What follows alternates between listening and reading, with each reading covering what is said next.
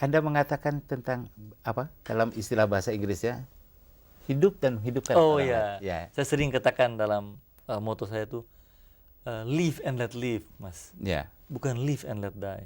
Jadi bagaimana kita hidup itu, tapi juga masyarakat kita ikut hidup bersama kita. Orang lingkungan kita maju bersama kita. Bukan live and let die. Kita maju, semua orang kita bunuh, mati semuanya. Itu kan yang Ya, yang sering orang bilang kan, wah biar gua sendiri yang maju, saya sendiri yang hebat. Dan lain-lain.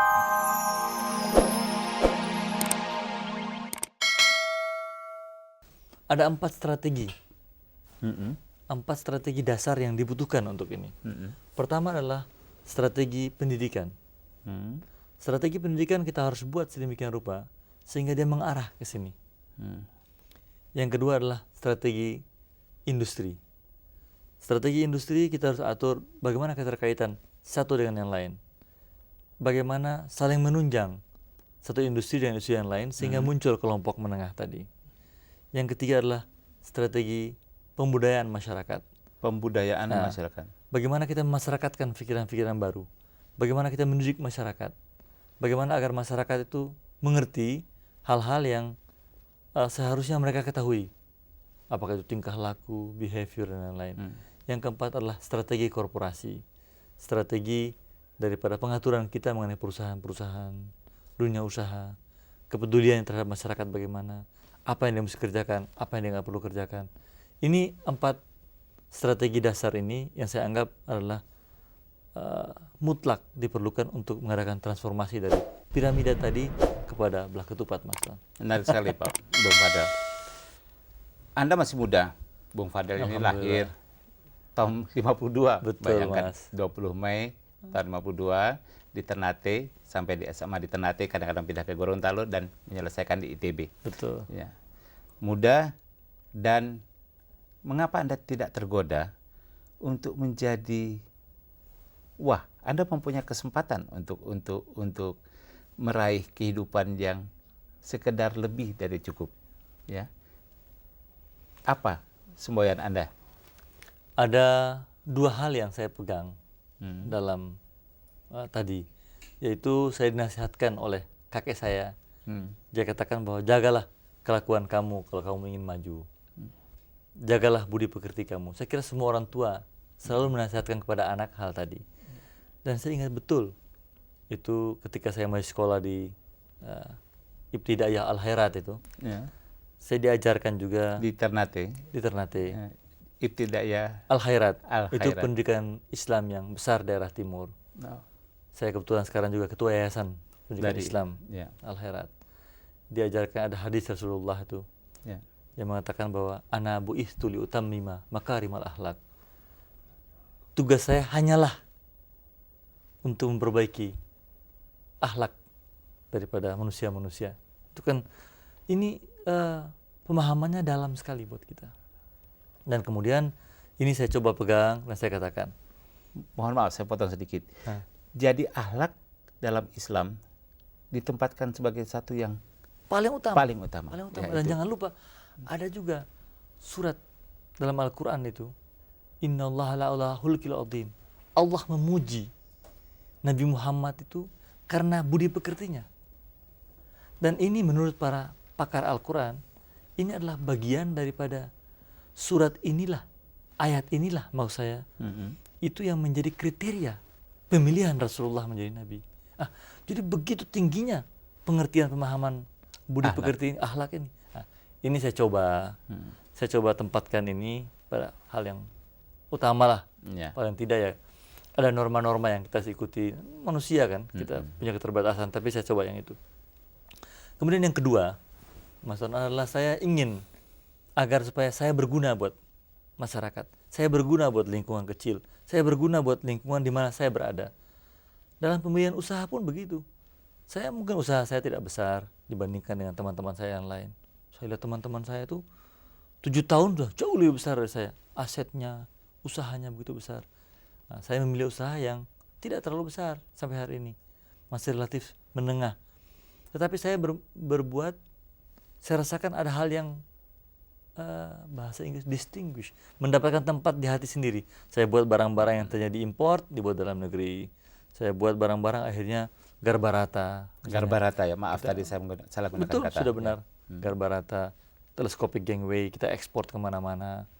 Saya juga buat tower transmission kali ini.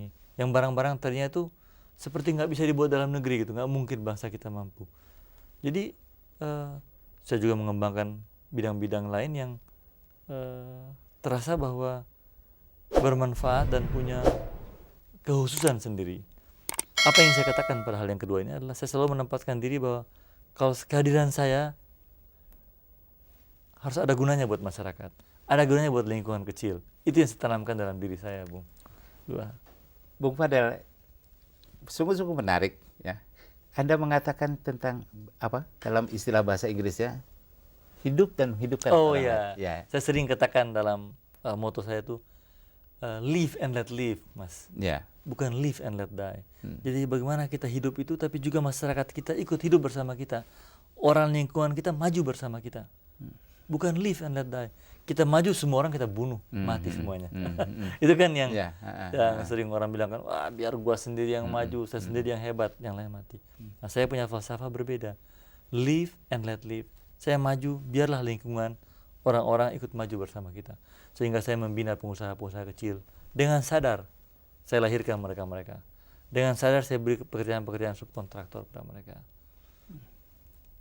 Sehingga saya dapat upah karti pada tahun 89 oleh Bapak Presiden, Satya Lancana Pembangunan. Itu kan juga saya tidak harapkan semua itu. Tapi yang saya tanamkan dalam diri saya adalah bagaimana live and let live tadi. Saya hidup, mereka yang lain bisa ikut hidup bersama kita. Ya. Kembali kepada SDM, Bung Fadel. Kembali pada SDM.